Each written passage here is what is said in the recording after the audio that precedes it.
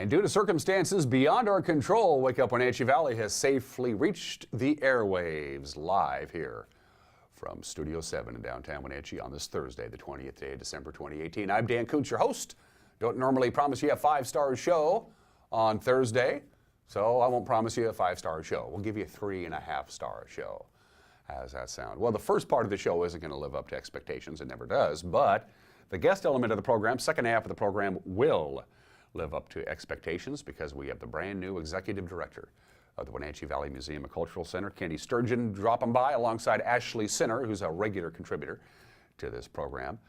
We'll hear from Keni and Ashley in the second half of this show. They came in a couple of days ago to tape their segment, and you'll watch that, we hope anyway, in the back half of the program. We continue to run this weather roller coaster. Today is back to the quiet day, and then things get active again tonight. There's a pretty powerful low front. Low pressure that's already slamming the Pacific coast of our state. It's going to work its way into the Puget Sound area, then over the mountains. Today is going to be kind of calm, but it's going to be windy and a tad stormy tonight on into Friday. And are we going to have a white Christmas, at least here in the Wenatchee Valley? Don't bet on it. I just don't think it's going to happen. Outside of that, the usual stuff is going to be applied here. We got the news, of course, for you. We also have sports. The Wenatchee Wild's winning streak came to an end last night. We have highlights from their trip up to Trail. We'll also talk about Seahawks football. Big game Sunday night against the Chiefs. That'll do when we do sports. We have the obscure holiday, of course. We have everyone is entitled to Mike Benotti's opinion. We got birthdays. We got Today in History. And hey, it's Thursday. Kennel Cameos with Megan McPherson. And we're going to see if we can find Cherry the dog a home. And by the way, Megan, of course, is in control. So I'm ready. Seatbelts are on. The trays are in the upright position. Let's take you around North Central Washington with our Valley View cameras. And we'll start out as usual with our affectionately labeled cross cam because it's right next to the cross at the very tip of Wenatchee Heights. The gentleman who is in charge of that cross has been on this show a couple of times. It's a great story, and a lot of people really like having that cross up at the Wenatchee Heights because almost anybody can see it. As you can see, pretty clear. Not bad at all. Kind of a very pleasant morning. Boy, was it warm again yesterday. Wednesday's high temperature, 45 degrees. That was just 4 degrees off the record. In fact, our overnight low on Wednesday was 37 degrees, which is actually 6 degrees warmer than what our high temperature is supposed to be. It's been a very warm and active stretch of weather. We are going to cool down, though, over the weekend. Details are coming up. Camera 2, 3M says, let's pay a visit to, I want to say, that's the monitor camera. Thank you. Thank you very much, Megan. That's the monitor camera. So somewhere down there is monitor. You can barely make out downtown monitor, but suburban monitor is fairly well visible there. You can see folks on the highway heading off to work or whatever it is that they're doing. They're certainly not heading off to school. There is no school. And Kashmir in the far distance. That's our monitor camera. Camera 3, again, Megan gets to decide, and she apparently really likes the Arundel Rock camera. Her predecessor, Caitlin, also liked that particular camera. So that's basically Lake Antioch.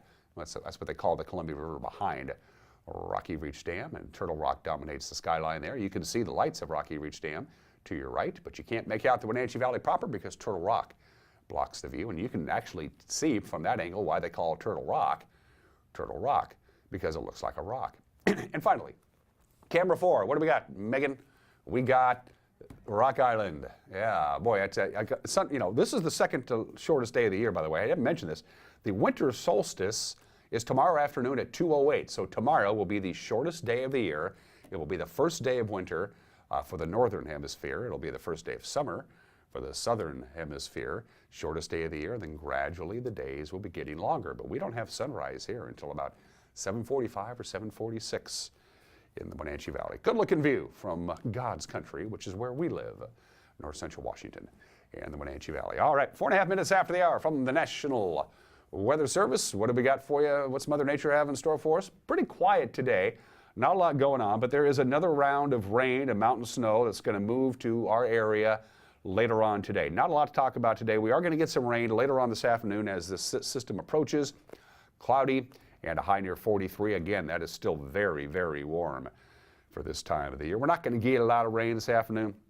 Sprinkles here, sprinkles there. Tonight is when this system really starts to roll in. No rain, partly cloudy, 29, but the big story tonight is going to be windy. It's going to be very windy. They say blustery, and that's a good word to have. Tonight, Northwest wind 11 to 21 miles an hour, gusts as high as 30 miles an hour for the Wenatchee Valley tonight. So it's going to get windy, but it's also going to scour out the skies. Friday looks good. Lots of sunshine, high near 41. Absolutely no precipitation at all for Friday. Friday night, another weak system begins to come in. We'll cloud back up again, 29 for the overnight low. And then a slight chance of rain on Saturday. Saturday just looks cloudy and cooler with a high of 37 degrees. So these weather disturbances that are going to be coming in over the weekend really not packing a big punch. But it is a cold front. It's going to cool us down to where we should be on Sunday, Sunday night, Monday, Christmas Eve during the day, partly sunny and a high of 40. On Monday night, 31 for the overnight low with a slight chance of rain. And on Christmas Day proper, hey Rudolph, how the heck are you? Mostly sunny and a high of 39. If you're dreaming of a white Christmas, guess what? That's all you're going to be doing is dreaming of a white Christmas. You will have to go elsewhere if you want to hang around the snow. If you need to have snow to put yourself in the Christmas spirit, most people don't, but if you really like it, you must go elsewhere. So that is your forecast from the National Weather Service. To the mountain passes we go. Not bad at all, really, right now. In fact, this is a good time to go. They're not going to get a lot of snow, kind of like the Wenatchee Valley, going to be kind of quiet up there. That's a live shot of Snoqualmie Pass. The roadway is bare and wet. It is raining on I-90, and it is windy on I-90, especially on the west side of the summit. Outside of that, it doesn't look too bad at all. Stevens Pass has a traction tire advisory. Light snow coming down. You'll find some snow, slush, and ice on Stevens, but that's all just about at the summit. The last 3 or 4 miles as you climb up to the summit, and the 3 or 4 miles after you begin to descend the summit, that's where you're going to find the snow and slush. Outside of that, it looks okay. Traction tires are advised on Stevens. Let's do a live shot of Blewett.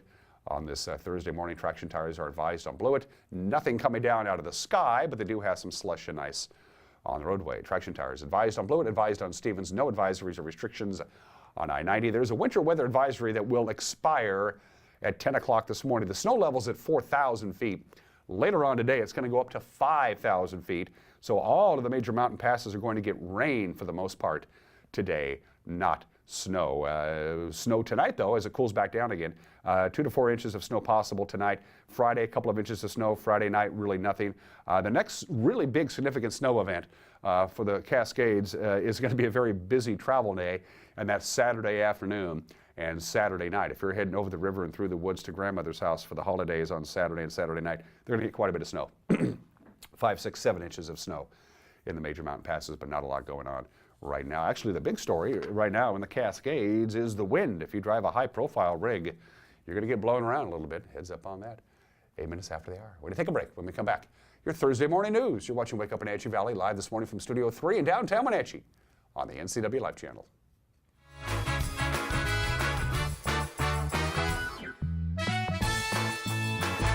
Everything we do is about delivering very high-quality care and keeping our patients safe. We really work as a team here, and so that's really what makes it worthwhile. I give 100% every day, and I do that because I work for a company that I believe gives 100% back to me. The bottom line is we genuinely care about our employees. It is the most incredible place to work, and you will be inspired every day.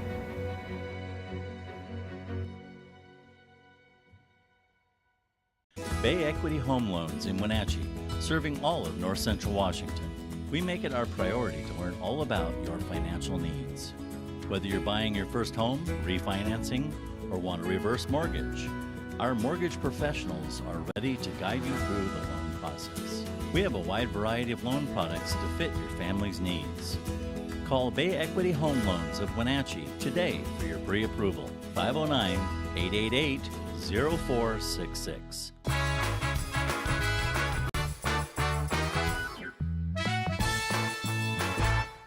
And welcome back to Wake Up Wenatchee Valley. 9 minutes after the hour, we have just a couple of clouds and 36 degrees outside of our studios. Here's what's making news on this Thursday morning. The residents of the Plain area who have been complaining for a while about the smell of a large marijuana farm in their area, well, they may be breathing a little easier today after hearing that the state has intervened to stop that operation. NCW Life's senior news correspondent Steve Hare has the story. The regional enforcement officer of the Washington Liquor and Cannabis Control Board said there will be no resumption of marijuana growing operations or processing of marijuana at the controversial Alto Buddha farm site on Beaver Valley Road. Officer Steve Moorhead has been in communication with the license holder, who says their intention is to transfer the license to a site near Pullman. Moorhead acknowledged that his agency in Olympia has heard loud and clear from area residents on that issue. Alto Buddha was identified as a nuisance by neighboring property owners, became a prime target of anti-pot advocates during that period 2 years ago when Chelan County commissioners were drafting new zoning policies for recreational pot farms. Now that farm has not been in operation since November of 2016. Steve Hare, NCW Life News. Thank you very much, Steve. A hearing examiner has approved the controversial Black Rock Terrace housing development in the foothills of Wenatchee. Attorney Andy Kottkamp is the city's hearing examiner. He submitted his approval of the subdivision to the city on Friday. Steve and Tanya Tramp are the owners of the property, and they're proposing a development that will result in 17 homes over 13 acres of sloping property in the 1700 block of Skyline Drive. Opponents have packed public meetings on the proposal, saying further development in the foothills is a wildfire danger and threatens mule deer populations, among other concerns. Kottkamp said at a November hearing that his ruling would be based solely on whether the proposed subdivision met city requirements for development. Opponents could still appeal Kottkamp's ruling in Superior Court. They have to do so by January 4th. Suzanne Hartman is one of about 20 homeowners who have united to fight the subdivision, and she said they'll meet soon to decide what to do next. Steve Tramp, during the hearing in November, said he hoped to get started on the development this spring. Well, the holiday travel season is in full force. Pangbourne Airport seeing a big increase in passengers coming in and out of the Wenatchee Valley for the Christmas and New Year's break. Horizon Air has added a fourth flight to its daily schedule service to Seattle. NCW Life's senior news correspondent Steve Hare went up to the airport a couple of days ago, talked to airport manager Trent Moyer, who shares some advice on how to make your trip a smoother one. Horizon Air has added a fourth flight to its daily scheduled service to Seattle. In fact, I caught up with airport manager Trent Moyer, who shares some advice on how to make your trip a smoother one.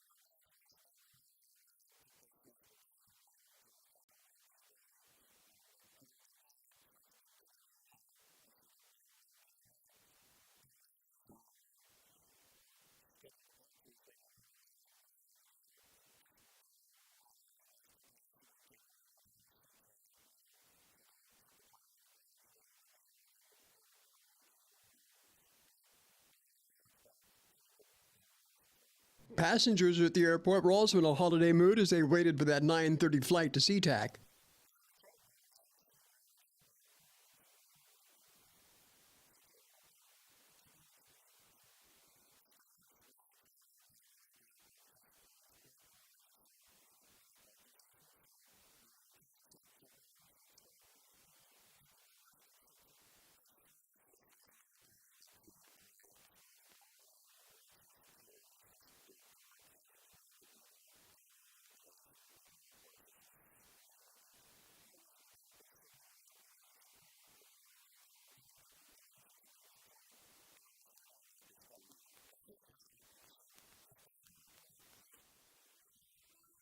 Meanwhile, airport manager Moyer said the year is ending on a positive business note.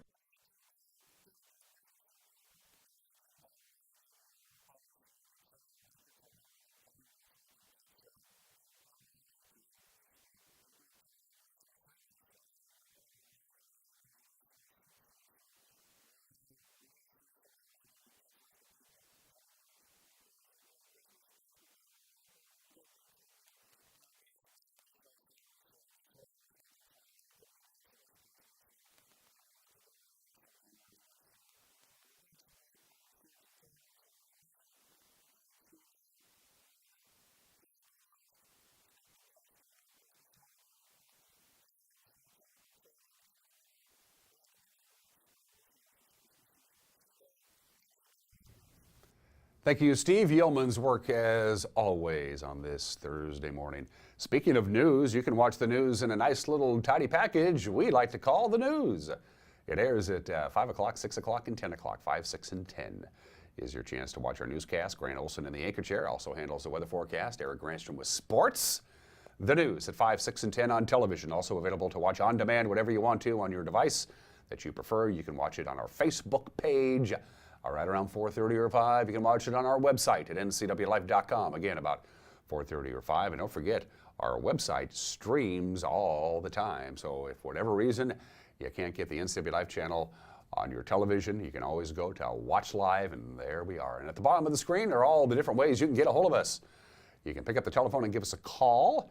You can email us. I prefer email, news@ncwlife.com, news@ncwlife.com. You can drop us a note via our Facebook page, or you can go to our website, ncwlife.com, click on the Contact Us icon in the upper right-hand corner of the page, and it's down the road you go. It is 16 minutes after the hour. When we come back, the Wenatchee Wild's 9-game winning streak came to an end in Canada last night. Sports is 1 minute away. You're watching Wake Up Wenatchee Valley on the NCW Life channel.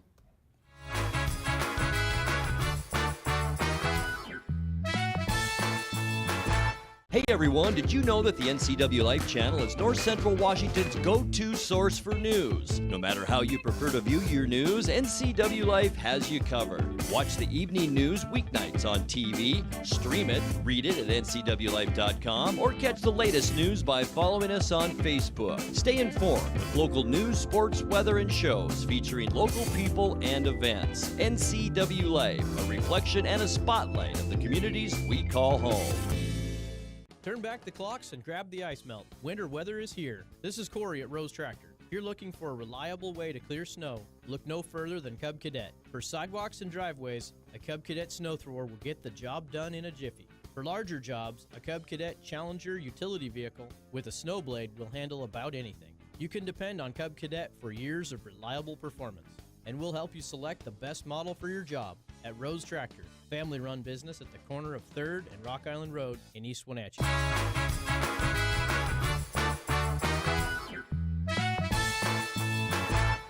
Back at it on this 20th day of December. Only 5 more days till Christmas. It is 17 minutes after the hour, about 18 minutes after the hour. Let's do sports. The Wenatchee Wild's 9-game winning streak came to a halt last night at Trail. Smoke Eaters got the better of the Wild, 5-2 the final. Trail scored just 3 minutes into the contest. They led 1-0 until Blake Barger tied it at the 15:44 mark with his 10th goal of the season. The Smoke Eaters came out firing in the second with a goal by Braden Tuck, and that chased Wenatchee starter Austin Park in net. Spencer McLean scored on Cal Sanquist just a minute 40 later. That put Trail up 3-1. And at the 9-minute mark of the second, Wenatchee thought it had scored on a shot by Lucas Souter. The goal light went on, but the officials continued to play. Trail scored on the other end a short time later. We'll pick up the highlights. Arch Ecker has the call on the Wenatchee Wild Hockey Network. The video courtesy of Hockey TV. And quickly the Wild transition back the other way. Here they come shorthanded. Drop pass. Souter shoots and he scores. Oh, wait. They say no. They say a double pipe. That's what the referee is saying. Back the other way, a breakaway. In, shot, and a save made by Sanquist. Centering feed deflected, and it's still alive back behind the net. There's a shot, and that's in. That goal may not count. I think when they come back, they're going to have to credit that first goal by Souter and reset the clock, and it's going to be 3-2.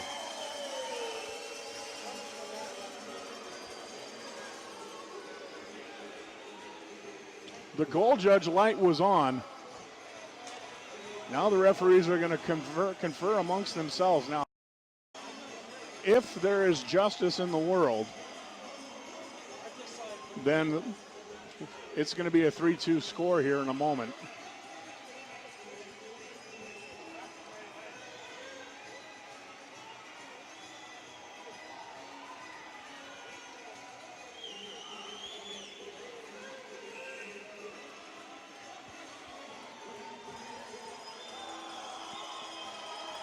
But there may not be justice in the world. Curls around behind the net, saucers it up high for Sasaki. Now to Modry. His shot, pad save, rebound, shot, score! Matt Gashevsky on the rebound. Power play goal for the Wild. And it's a 2-goal hockey game. Got it back to the Wenatchee zone.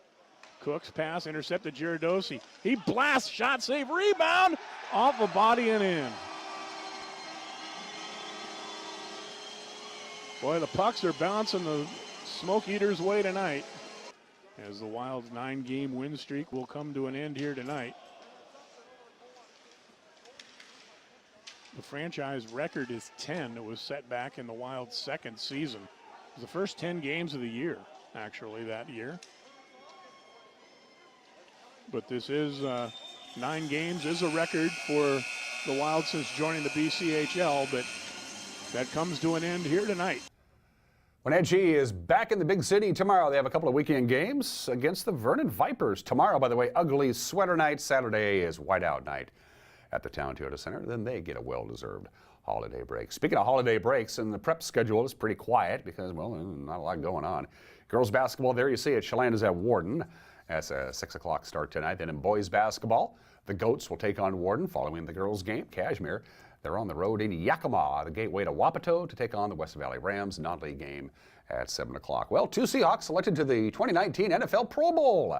Bobby Wagner, a returner, a linebacker, and rookie punter Michael Dixon, chosen for his very first Pro Bowl. This is going to be Wagner's 5th Pro Bowl in 7 seasons after being drafted by Seattle in the 2nd round back in 2012 out of Utah State.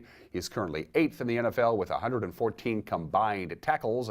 Dixon, who didn't even kick an American football until 2015 after being born and raised in Australia, he leads the NFL gross average at 48.9 yards per punt and a net average at 44.2. Dixon is the first rookie punter selected to the Pro Bowl since Dale Hunter of the Rams back in 1985. And the Seahawks, of course, continuing to prepare for their Sunday night matchup with the Kansas City Chiefs and the red-hot Patrick Mahomes. Coach Pete Carroll says the Chiefs benefit from a very talented quarterback supported by a pretty good coaching staff. I think it's a fantastic job by their staff and Andy putting together an offense that could make sense to him so that he could execute this well. I mean, remember, you go back to the first month of the season, he was just on fire, you know, with all of the touchdowns and the explosive plays and all of that. He's got a great group around him. But to bring the quarterback along that quickly in a sophisticated attack, that's a big accomplishment by their coaching staff. And Patrick has made, you know, full use of all of it, and he's had a great season. Mahomes leads all NFL quarterbacks in passing yards with 4,543 touchdowns. He's thrown for 45 touchdowns this year. Is second only to Drew Brees in passer rating. Carroll says the only good thing about facing Mahomes Sunday is that the Seattle defense faces a similar style player in Russell Wilson. Play action pass that turns into a sprint out. You know, it's a drop back pass that turns into a QB draw. You know, and there's another play starting, and sometimes 2 plays starting. You know, he may run over here and then get back in the pocket and throw it from there. So that has always been the most difficult element of defensive play. You know, to deal with the quarterback that can change the play after the fact. It's hard enough stopping the regular plays. So. And he's a good runner too, and he's adept at making people miss, and he has good choices and decision making, when to get down, when to go for it. I mean, all of that. So you just have to just work at it and try to keep the explosive plays from happening, and you know, keep him somewhat corralled the best you can. Just like any quarterback, if you can rush him, you have a chance to slow down their effectiveness. So we have to do that too. So we have to take some chances, you know, at the right time. It just takes every aspect of every part of your game. And then there's a big element just in the scramble mode in itself. You know, there's a lot of discipline that is called on there for the coverage guys and the rush guys to stay in phase so that we have a chance. So it's just as tough as it. Seattle and Kansas City, CenturyLink Field in beautiful Seattle, 5:20 kickoff on NBC on Sunday night. And those are just some of the games that people are playing on this Thursday, 24 minutes after the hour. Turns out there's 2 obscure holidays today. I didn't see this one until Jane Peak of East Wenatchee, Washington, our director of First Impressions, pointed out to me that today is National Regifting Day. Apparently it's the 3rd Thursday of December. Which is apparently a very popular day for office Christmas parties and Secret Santa gifts exchanges. So whether that's a coincidence or not, I guess you'll decide. But I didn't notice this. It didn't on all the websites that I look at. For some strange reason, National Regifting Day didn't show up. So instead, we're going to go with what I found, which is Sangria Day. And why it's Sangria Day in the middle of December is beyond me because I associate sangrias with a summertime concoction to cool you down in the heat of the summertime. Sangria is typically made with red wine. Basically, you take a bottle of red wine, you pour it in a pitcher, then you add a bunch of fruit and a bunch of sugar, and you put it in the fridge and you let it sit there and kind of just infuse with each other for a couple of days, and you dig it out and you pour it over some ice with maybe a little lemon slice or a slice of orange, and it's down the road you go. Not a big fan of sangrias for me. They're way too sweet for me. So make a huge batch of ice cold sangria and celebrate the holidays. I don't know why it's on December 20th. That makes no sense to me. By the way, sangria comes from the Spanish word bleeding, because it's red, I suppose. That is the obscure holiday. Let's do today in history. Happy birthday to the Louisiana Purchase. They finally got the deal done. There it is. Doubled the size of this country at a lovely ceremony in beautiful downtown New Orleans, Louisiana on December 20th, 1803. They did the deal and they had the title, and somebody from France showed up and said, here you go, here's your land title. Congratulations, you just doubled the size of your country. That happened on this date 215 years ago. December 20th, 1946, 72 years ago today. It's a Wonderful Life, the all-time classic Christmas film, as directed by Frank Capra, was released for the first time. It played in New York City 72 years ago today. And if you didn't know, Uncle Billy, lost that $8,000. So if we rally the townsfolk, we can save the savings and loan. We can do it. We can do it. By the way, It's a Wonderful Life lost $525,000 at the box office. It actually lost money on its first release. Does pretty good now. December 20th, 1952. So this is the 66th anniversary of the deadliest plane crash in Washington State history. United States Air Force C-124 at Larson Air Force Base in Moses Lake crashed just after takeoff. It was full of troops heading home for the holidays. There were 115 people on board, 87 died, 28 survived. At the time, this was back in 1952, it was the deadliest accident in aviation history, and at the time, it was the deadliest accident in United States history. Both of those, of course, have since been surpassed, but it does remain the deadliest aircraft accident in Washington State history. It happened in Moses Lake on this date 66 years ago today. And finally, 52 years ago today, happy birthday to the late lamented Seattle Supersonics.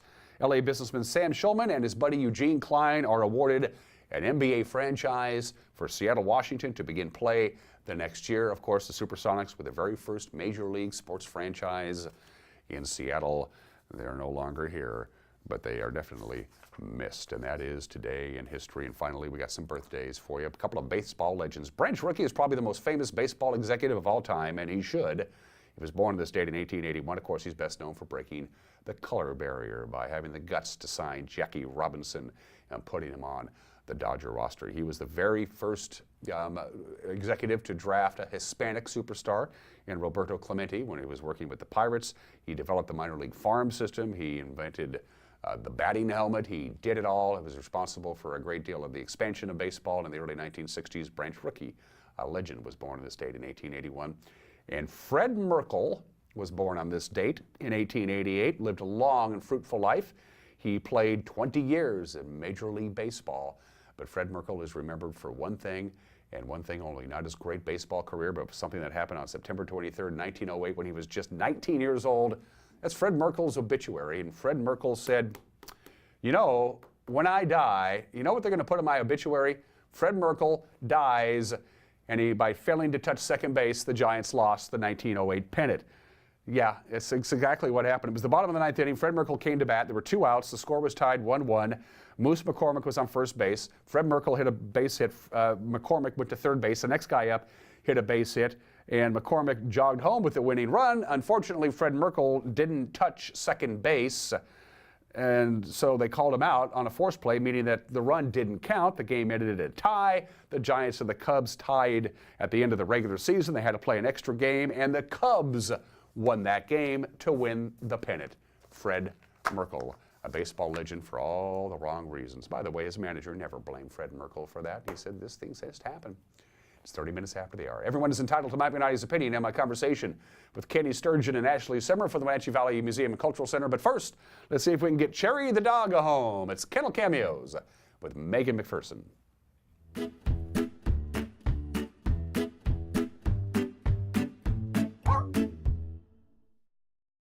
Hey guys, Megan here with the NCW Life Channel. We are here with Jenny, the volunteer coordinator at the Wenatchee Valley Humane Society, and joining us this week is Cherry.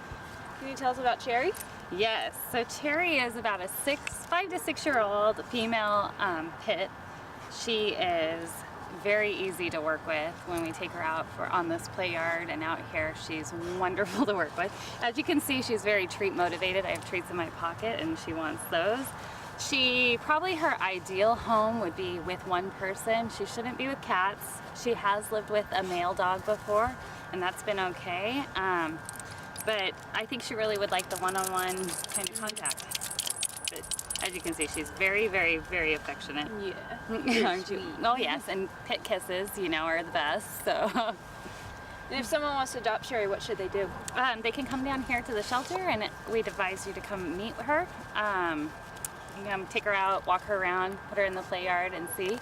And then if you're interested in adopting her, you just fill out an application and she is ready to go home today. The Wenatchee Valley Humane Society is located at 1474 South Wenatchee Avenue and is open Monday through Friday from 11 a.m. to 6 p.m. and Saturday and Sunday from 11 a.m. to 3 p.m. Give them a call at 509-662-9577 or visit their website at wenatcheehumane.org. Kennel Cameos is supported in part by Rocky Mountain Chocolate Factory in Leavenworth. Not only does the Rocky Mountain Chocolate Factory have great house-made fudge and super delicious candy and caramel apples, but they also have great doggy treats for your four-legged friends, located at 636 Front Street in Leavenworth. This has been Kennel Cameos at the Wenatchee Valley Humane Society.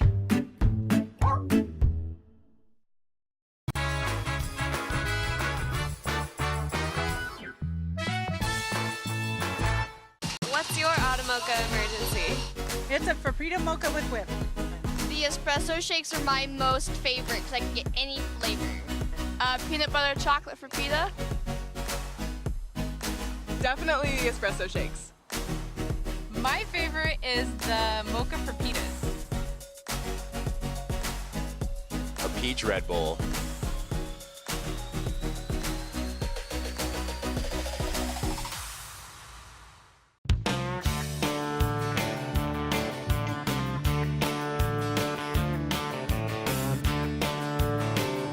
Bob's Burgers and Brew in Wenatchee. Only the best.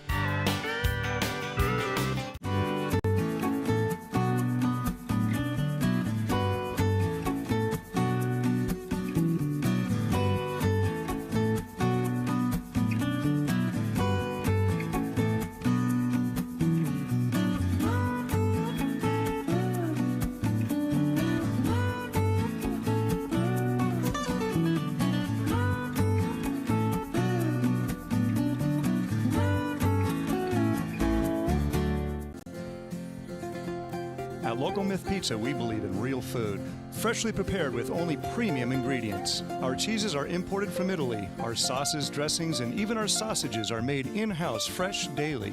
Featuring Northwest craft beers and 30 Chelan Valley wines and ciders. Family fun and amazing food. Eat local, drink local, and be local at Local Myth Pizza. Come see why Sunset Magazine says you can't beat Local Myth Pizza.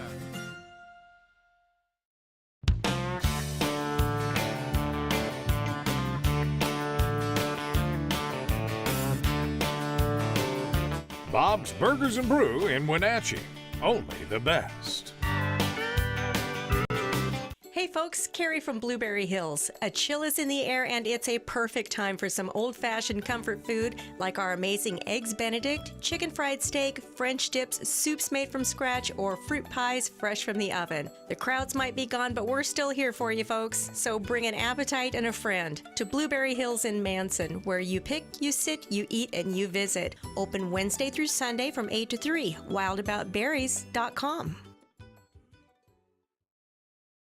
Thanks to the help I received at Goodwill, I have a job. I'm working now. Thanks to Goodwill. Thank you, Goodwill. Thank you, Goodwill. Thank you, Goodwill. Thank you, Goodwill. Goodwill's Employment Connection Center is a free walk-in job search assistance program designed to get you back to work. When you donate to or shop at Goodwill, you're really helping people find work. Thank you. Goodwill, there's more behind the store.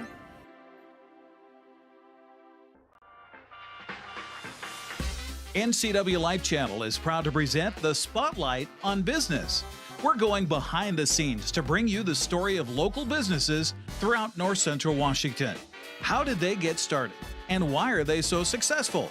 We'll answer these and other questions each week with Spotlight on Business, Sundays through Fridays on the NCW Life Channel.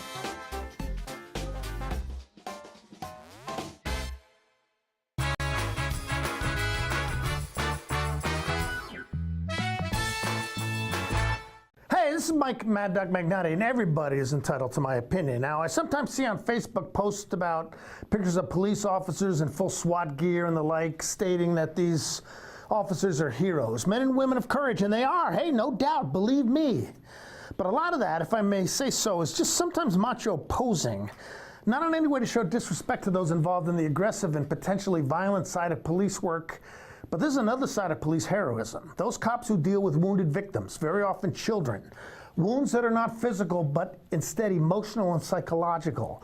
It's these interactions with the most vulnerable members of our society which caused cop-turned-author Joseph Wumbaugh to say that it's the emotional and psychological stressors of these kind of contacts that make police work the world's most dangerous profession. Now, this is Mike Mad Dog Magnotti, and that's my opinion.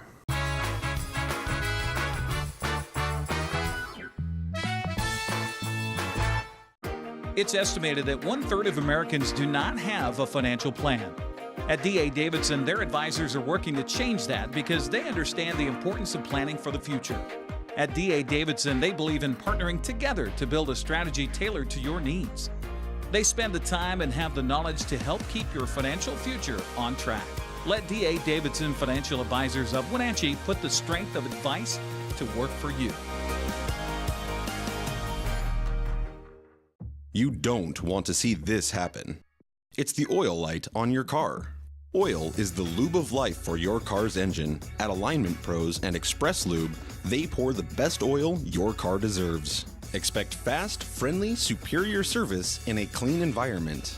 They'll change your oil and perform a 21-point inspection while you enjoy the comfort of their amazing waiting room. Keep your car in top shape at Alignment Pros and Express Lube in East Wenatchee.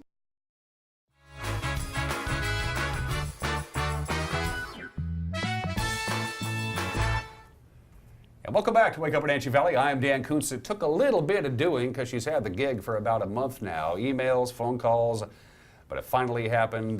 My guest today is the brand new Executive Director of the Wenatchee Valley Museum and Cultural Center, who's making her debut on this very program. Keni Sturgeon is to my immediate left, and of course Ashley Sinner, who's been on this show.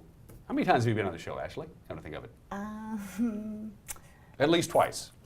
At least Four, twice. Okay. 4, I think. If you make it to 10, you get a commemorative coin. Oh, by the cool. way. Yeah, Can't wait. so, Nobody told me that. Yeah, so we got to work it up. Keni, first of all, welcome to the Valley. Thank you. A little bit about yourself. Keni Sturgeon 101, a little background about you. Oh, goodness. So most recently, I was working at Pacific Science Center over in Seattle. I was there for about 5 years as their Vice President of Science Engagement and Outreach, and overseeing basically everything that if the public engages with a person doing it, that was my team. Before that, I was in Salem, Oregon for 7 years, working as the Deputy Director and Chief Curator for a place called the Willamette Heritage Center, which more than once since I've taken this job, that is the name that has come out of my mouth, because somehow Wenatchee and Willamette in my head are like the same thing. That's understandable. Yeah, so I was there for quite a while, a great job, worked a lot with the Confederated Tribes of Grand Ronde while I was there, a number of other universities and small museums in the area. Before that, I've worked in a maritime museum back on the eastern shore of the Chesapeake Bay, which when I interviewed, I had to ask, does anyone care that I didn't know where the Chesapeake Bay was until I bought an airline ticket for this job? And they're like, yeah, it's okay. It's like, all right. Worked briefly in an aquarium on the Oregon coast. Wow.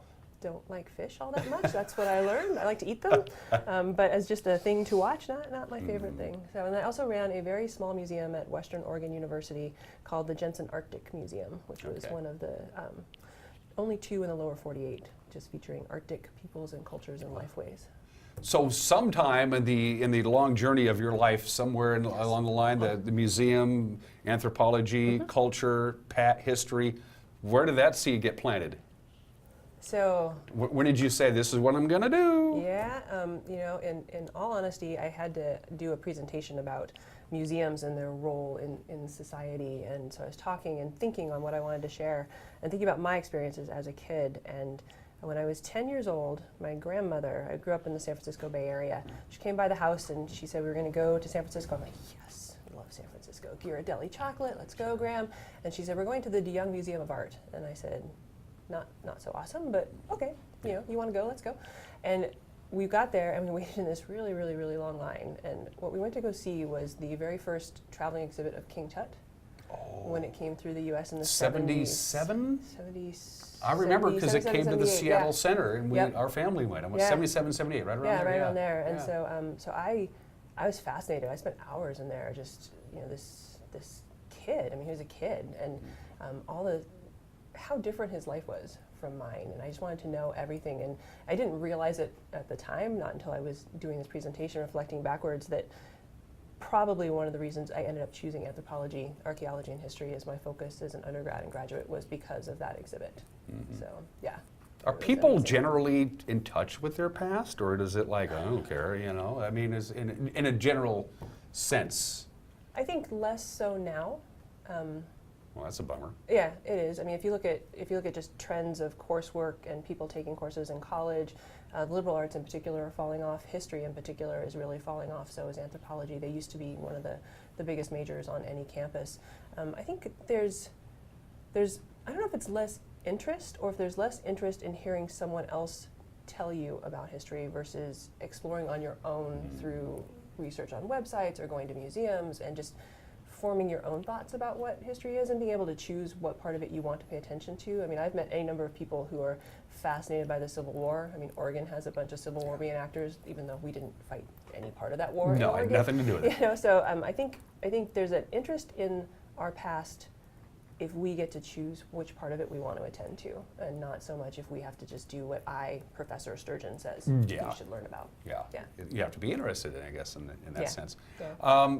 So you landed in little old Wenatchee town, USA. Were you familiar with the valley at all before you applied for this job? I mean, obviously you were in Seattle, so you knew where we were. Yes. So yes, I was familiar. My husband is a retired history professor, and he got his PhD at Wazoo. Okay. And so when I took the job in Seattle, one of the first things he said when we got up there in January 2014 is, we need to go to Wenatchee. And I'm like, I've never heard of this town. Why do we need to go to Wenatchee? He said, you have to see the museum there. There's this, because he did some work with the executive director in the 80s, in the late 80s, who was here. He said, you have to see the Apple Wall. And I'm like, what are you talking about? And he said, let's go. And I said, okay. So we waited until the thaw, and then we came over. And he wanted to show me the wall of the Apple Box advertising that's at the museum. Very blingy, very cool. Yes. All of those labels. And just the sheer height of it.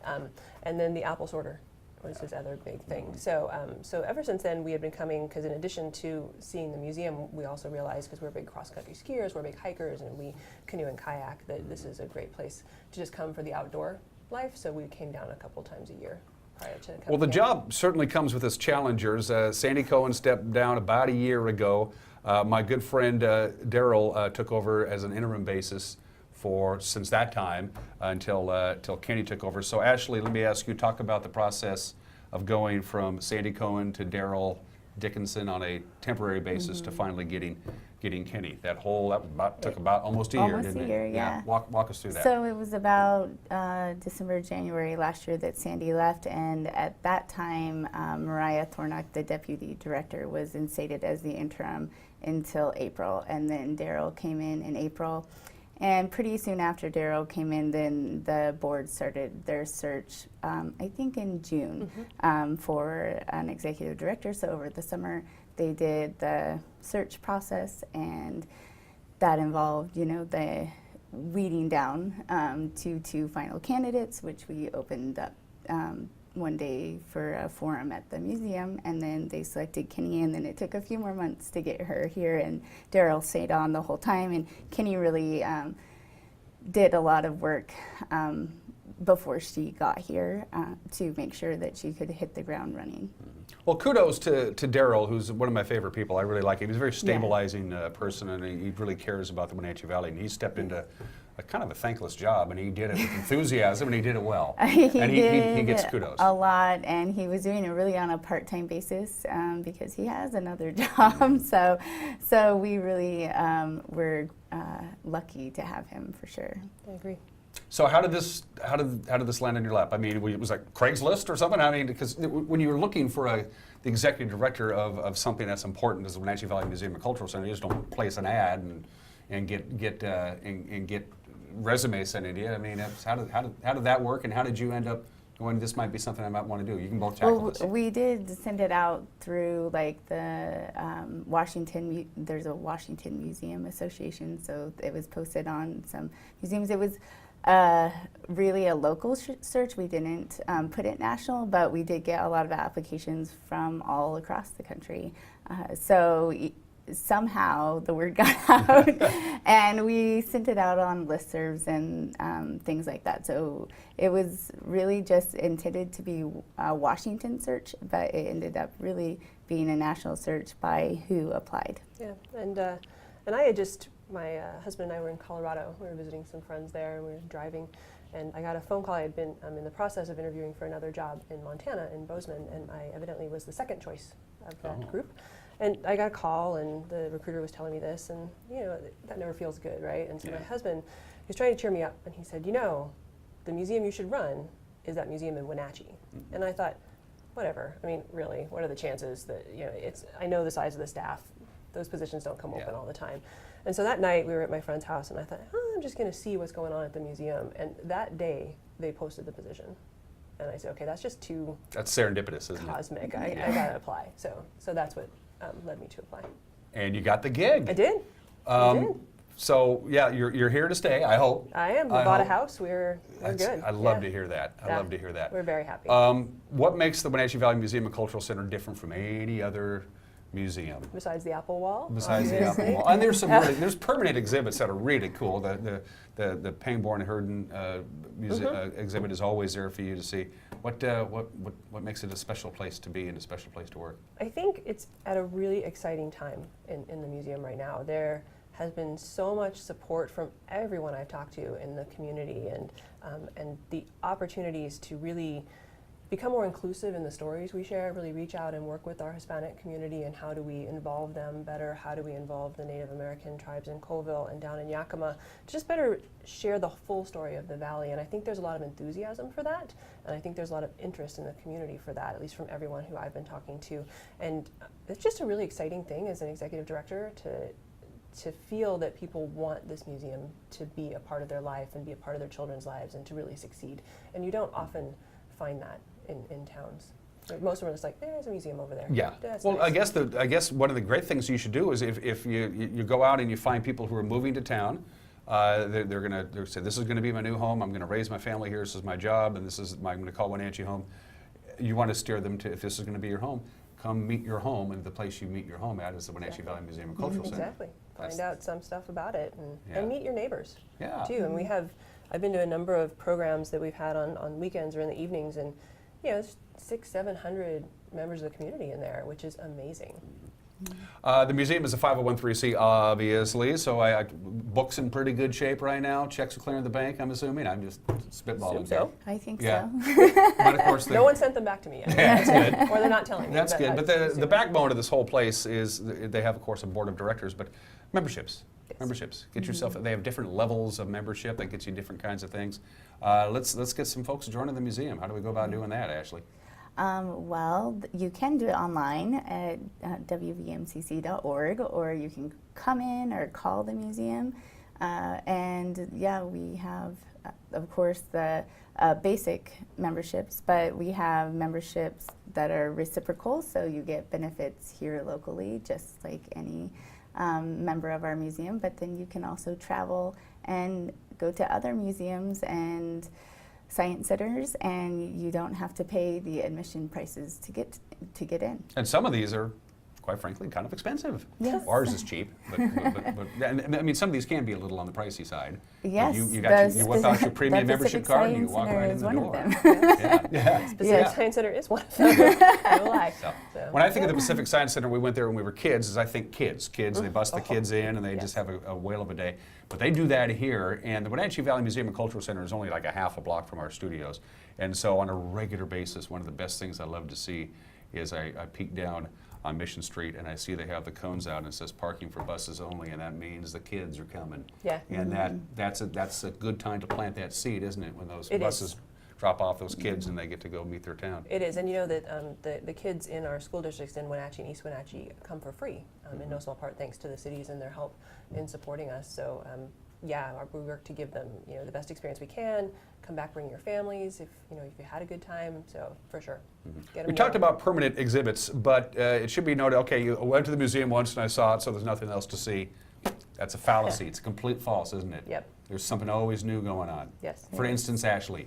Well, right now, Casey is installing a new exhibit upstairs this week, and it is a exploration of the food sources of the native people in the area, so salmon and huckleberries and lots of other things, so you'll have to come and check it out. Cool. And there's always something good. Is there a busy time of the year for the museum and a quiet time, or is it kind of always kind of a little busy?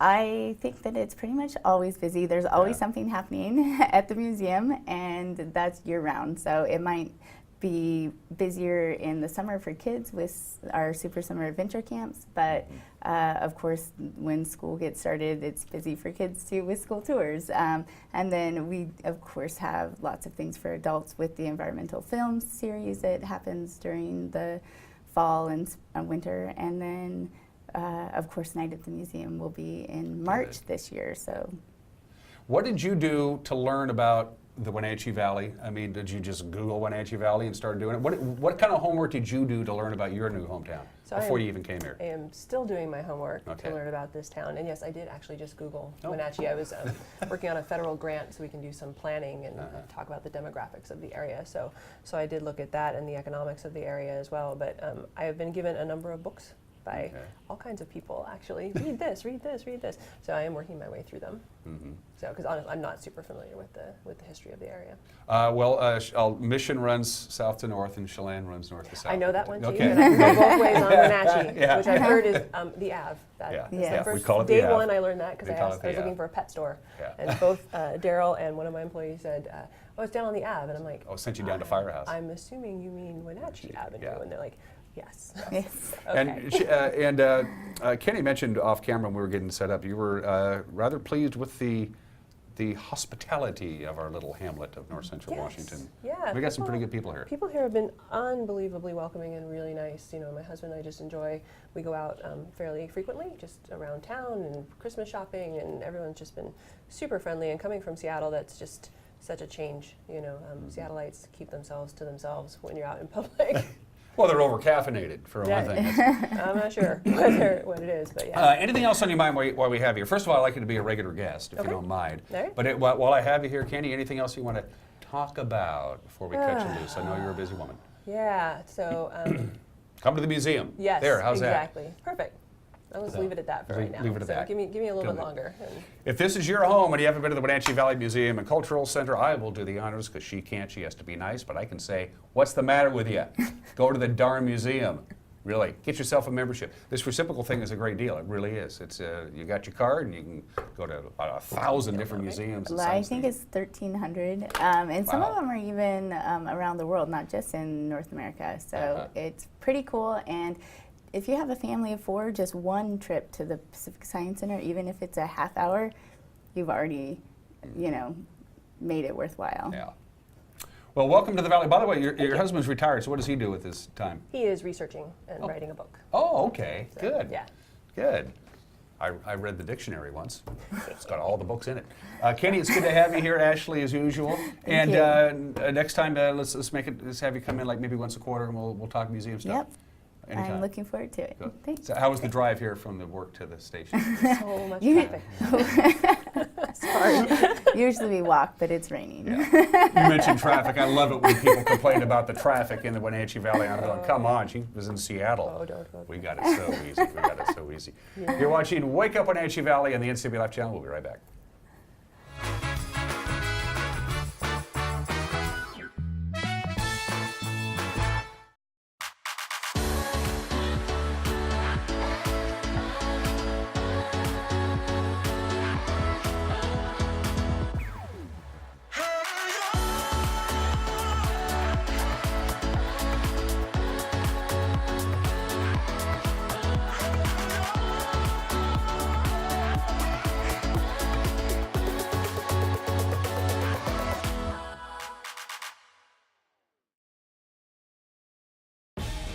Hi, Justin here, owner of Club Crow Bar and Grill in Cashmere. Club Crow is your place for famous blues, brews, and barbecue. We are your one-stop bar and grill, serving breakfast, lunch, and dinner 7 days a week. Looking for a fun night out? Join us at Club Crow Saturday nights. We have live bands to rock the night away. Club Crow is bringing comedy to Cashmere. Check out our Facebook page for upcoming dates. Live jam session first Sunday of every month. Club Crow Bar and Grill in Cashmere, the coolest place in town. Collins Fashions has your lifestyle in mind. Casual to special occasions, head-to-toe styling, foundations to shoes, jewelry, scarves, handbags, awesome gifts too. Denim brands from Liverpool, Not Your Daughter's Jeans, French dressing, all fits and sizes. Slacks from Joseph Ribkoff, Renoir, Tribal, and Elliott Lauren. Easy care and flattering. Stylish sweaters from Icelandic, Curio, and Tribal. Great selection of cashmere sweaters and scarves too. We always have you in mind at Collins Fashions in downtown Wenatchee. Hey everyone, Fletcher and Amy Ellington here from Live It Up. In the investment world, ROI stands for Return on Investment. Well, how does better health, better wealth, and better relationships sound for ROI? Join us every week right here on NCW Life and learn how to invest in the most important asset, you. We're going to answer your questions and provide some weekly inspiration so you can create a life that you love. Join us on Live It Up. I'm Tom from Alpine Air Heating and Cooling. At Alpine Air, we think of ourselves as customer service oriented retailers.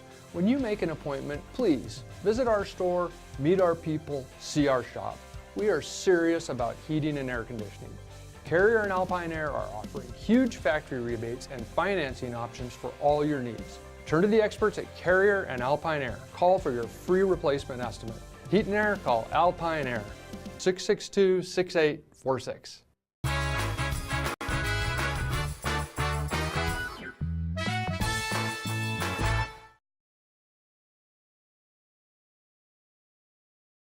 Left in the program. You have to be someplace by 8 o'clock this morning. You got about 2.5 minutes to get there. If you have to be someplace by 7:30 this morning, you're about 28 minutes late. Shame on you. Let's take one more look at your weather forecast from the National Weather Service. Quiet day today, but an active weather pattern starts happening tonight when we have another round of rain and gusty winds coming in tonight. Not a lot happening today. Some light rain off and on until we get to about noon. Then outside of that, we should be dry, cloudy, and considerably cooler. A high of only 43 today after a high of 45 on Wednesday. But this is still very mild. Every one of those afternoon highs that you see all the way through the day after Christmas is above normal. Tonight, the big story is going to be the wind. As a low pressure begins to slam into our area, it's already at the Washington coast. It's moving into the Puget Sound area, and tonight it comes and pays us a visit. So blustery tonight. Northwest wind 11 to 21 miles an hour. Gusts up near 30 expected tonight, and a partly cloudy skies will get down to 31. Friday looks pleasant. Again, warm. Lots of sunshine tomorrow to start your weekend, and a high of 41 degrees. Friday night, patchy fog forms. Clouds are back. 29 for the overnight low. Here's your weekend. Last weekend before Christmas. 37 with cloudy skies on Saturday. A slight chance of some light snow Saturday night into Sunday. Whatever comes down ain't going to stick around, because you can see those afternoon highs are certainly snow meltable, if you will. You'll see Rudolph hanging around there on Tuesday. That's Christmas Day. Mostly sunny, high of 39. Is there a white Christmas for the Wenatchee Valley? The answer to that is no. Real quickly, for the major mountain passes, if you're heading out and about, busy travel day today. I-90 right now, no advisories, no restrictions. It's rainy and a little windy on Snoqualmie Pass, but the roadway itself is looking fine. It has stopped snowing on Stevens. There's a traction tire advisory posted there. Snow, slush, and ice on Stevens Pass. Again, the snow has tapered off, expecting maybe a couple of inches of snow. The snow level is going to go up to about 5,000 feet this afternoon. So the passes are going to get rain, not snow, later on this afternoon. Blue Pass, this attraction tire advisory. Roadway is pretty much bare and wet, just a couple of patches of some slush here and there. And that is a Thursday edition of Wake Up Wenatchee Valley, a very special Friday show. Coming your way tomorrow. Till then, take care. Bye-bye.